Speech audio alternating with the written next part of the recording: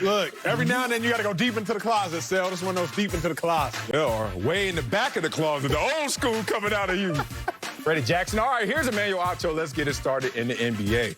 Well, Kyrie Irving and Dennis Schroder were ejected for the first time in their careers during the Lakers' win over the Nets Saturday.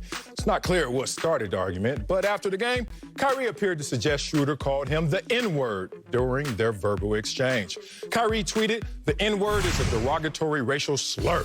It will never be a term of endearment, reclaimed or flipped. Never forget its foul and true history. Throw that N-word out the window, right alongside all of those other racist words used to describe my people. We are not slaves or ends." So, Acho, is Kyrie's frustration justified? Kyrie's frustration is absolutely justified, Sel, but there's so many layers on this thing. Y'all buckle up, y'all get ready. I had to do the same. Can I unbutton? Pow, Sel, wow. Yes. At the earliest of ages, we are allowed to choose what we want to be called. Say it. You get into a classroom, kindergarten, 6 years of age, pre-K, 5 years of age, whatever the case may be, and they take attendance. Emmanuel, here, but can you call me E? Okay, notates that. At the earliest of age, you're allowed to choose what you like to be called. Kyrie Irving, he is allowed that same freedom and that same justification. Yeah. He is allowed to choose what he does want and does not want to be called. Now, within the confinements of pro sports, understand, there's a little bit of tongue-in-cheek in my talk because on a basketball court, on a football field, your opponent isn't just going to call you what they want, what you want them to call you. However, there are terms as volatile as the N-word where there's a respect that can be given. There is a respect that can be lent.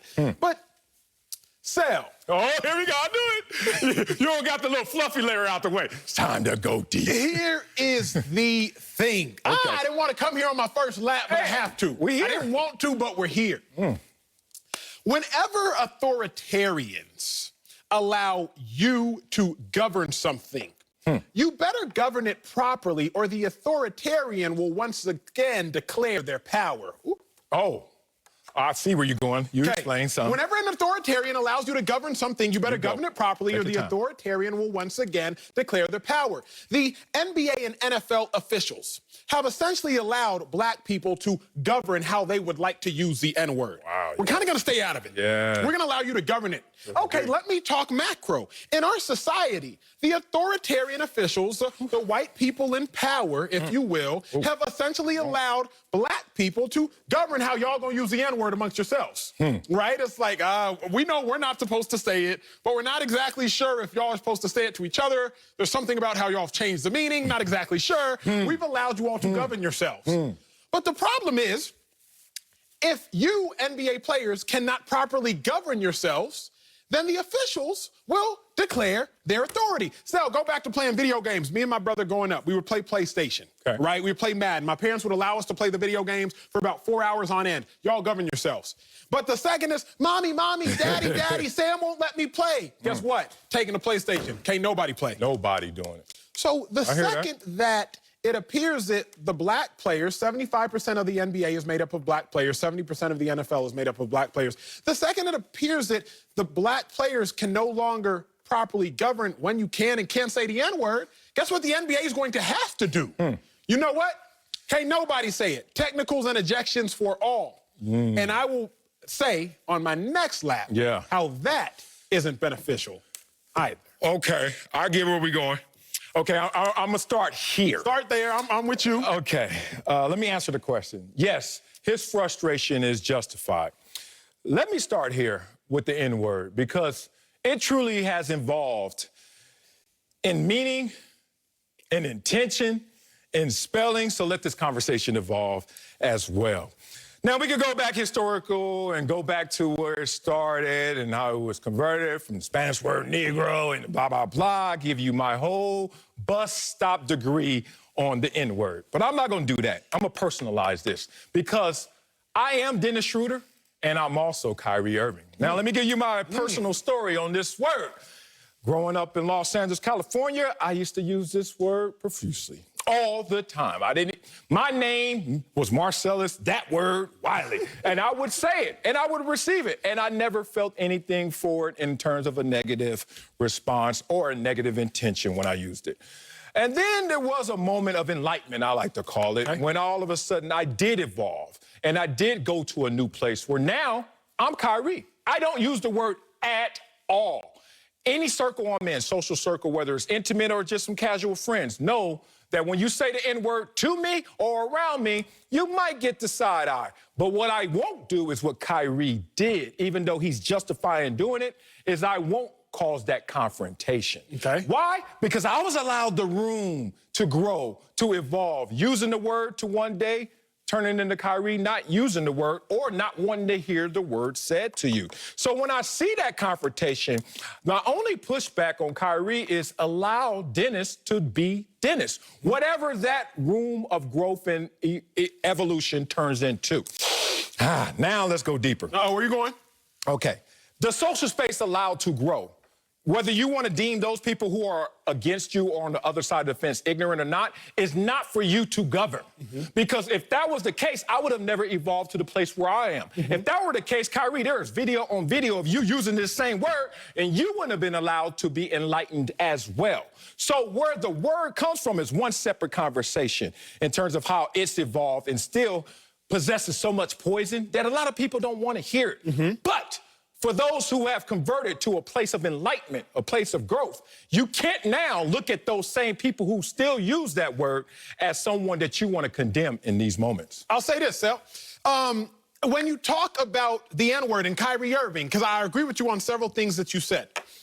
I was talking to Oprah one day, and you know this, Oprah. Casually say that. I was talking to her before a show that we were doing together. Okay. And off camera, Oprah and I had a conversation, and Oprah said, Emmanuel, I don't tolerate the N-word to be used around me, nor do I use it, because it was oftentimes the last word that black men, women, boys, and girls heard before they were beaten, mutilated, and murdered. Right. And as a result, I do not tolerate that word around me. Right. However, I use the N-word. I use it with my friends from the league. I use it with my black brothers and sisters from the league, etc. But I respect Oprah and her wishes. Would never use it around her. That was a private conversation, a private confrontation, if you will. Yeah. Now, I'm hesitant to say that those who do not use it, black people, have reached a term of enlightenment or growth, because I don't want to imply that those who do use it are not grown nor enlightened. That is my one hesitancy. Yeah. Because as you know, amongst several black people, the term has been rebranded. The N-word has now been used as a term of endearment, if you will. Allow me to explain. My friend, he's a rap artist, a hip-hop artist out in Houston. He calls his wife fat, F-A-T. I don't know why. She's about 5'5", maybe a $135. Refers to her as fat. Is it P-H-A-T? F-A-T. Refers to her as fat, nickname. She's thick, huh? I would never, ever call my wife fat. I wouldn't. But based upon the relationship that he and his spouse share, based upon that relationship that I am not privy to, that is their term of endearment, is to hers. Kyrie Irving, you do not have the authority to say that the N-word is not a term of endearment, because to some people, it is within the confinements of that relationship. In the same manner, so many black people, I myself, proclaim that my white brothers and sisters, y'all don't have the authority to tell black people, hey, you can't use that word. Because to so many black people, within the confinements of their relationship, being black, that's a term of endearment. In the same manner, I wouldn't enter certain spaces and be like, hey, what y'all, you can't call him that, can't call her that. I'm not gonna tell my friend what to call his wife. They have a relationship there. And based upon that relationship, they call each other certain things. People used to call you that dude. They still do. I am that dude. I don't know who you talking about. He is that dude. What? People that know you well call you that dude. When I first met you, I didn't know the term, because I didn't know you then. We didn't have that relationship then. And so I do think, one, we have to acknowledge it's not a monolithic group where all black people think the same way. Some black people don't like the N-word. Some black people still utilize the N-word, and that is my second lane. Okay, well, I use enlightenment, and I'm glad you pushed back on me because you're being authentic. And I use enlightenment for a reason, because I don't know a black person that still uses that word in the greatest version of themselves when they're going around expressing themselves. Okay. You don't use it around Oprah, because you think greatly of Oprah. Okay. So when you're around Oprah, not only do you respect her wishes, but you then also just come at Oprah like, what's up, N-word?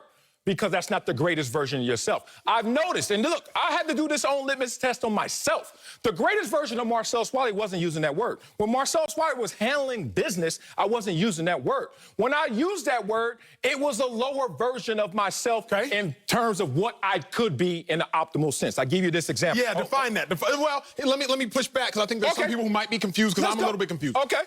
I've handled business with other black people. High level, rich, you my second very layer. rich black people. You're my second layer.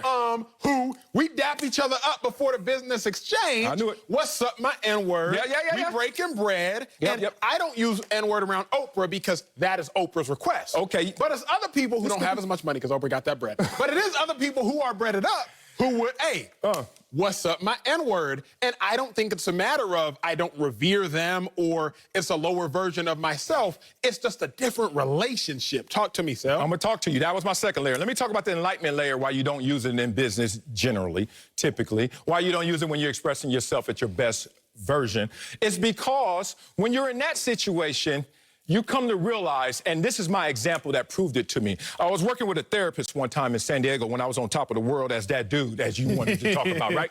And he gave me this, I don't know what to call this properly, but it was a finger test. And he said, put your two fingers together like this. And he said, I'm gonna talk to you about the thought, word, action continuum. Thoughts, words, actions, continuum, how it all manifests. And I'm sitting there like, are we doing voodoo up in here? Because I'm already getting my sacks. I don't need all this. Just heal your boy. And he said, I'm going to tell you how even your thoughts connect to your words, connect to your actions that give you the highest vibration of energy. Now I'm really spooked. But I'm sitting here with this therapist because he's world renowned. And he said, keep your fingers together and use all of your strength. Mind you, this is 26-year-old version of me. Ain't nobody pulling these things apart, right? And then he said, I'm gonna give you 4 words and keep them together. The first word he said is fruit, together. Then he said vegetables, together. Then he said candy, and I'm not lying, Acho. I said, wait a minute, do it again, rewind. He said alcohol. And I said, what does that mean? He said, you know what? There is, now this is getting way too deep, maybe for this show too, but he said there's a vibration, there's an understanding, there's something in you whispering to yourself that is telling you what's the best version of me. And he said, when I give you thoughts, words, or I see actions from you that I put in front of you as a mirror, all of a sudden you respond to it. So people go at home, learn about this therapy, learn about it, etc. I brought that up only to tell you that was the first time it clicked with me. Be careful what I'm thinking. Be careful what words I use. Be careful, obviously, of all my actions. Now, the layer you're talking about is the layer where, hey, come on, dog, come on, brother, N-word. It's me and you, right? And that takes me to the plight of the N-word. Okay. Now, the plight of the N-word, all black people feel like we possess that plight because of our skin color, because of our race, and others don't, correct? So we use that plight card. Oh, you didn't experience what we have experienced in terms of our history, in terms of our day-to-day interactions.